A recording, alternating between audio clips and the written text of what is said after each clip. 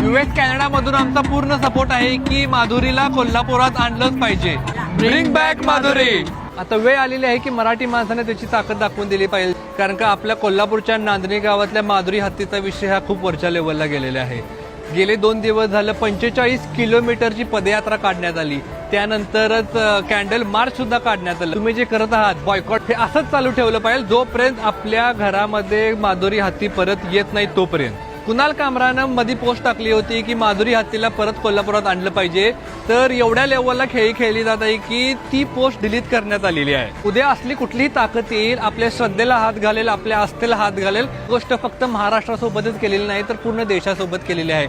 आज आपण आवाज उठवायला लागलोय तर आज आपला आवाज दाबला जात आहे. तुम्हाला एक गोष्ट सांगतो, 2021 मध्ये महाराष्ट्रातले 12 हत्ती महाराष्ट्रातून गुजरातला हलवण्यात आले. राधाकृष्ण वेलफेअर सेंटर असं त्याचं नाव आहे. यासोबतच 2022 डिसेंबर मध्ये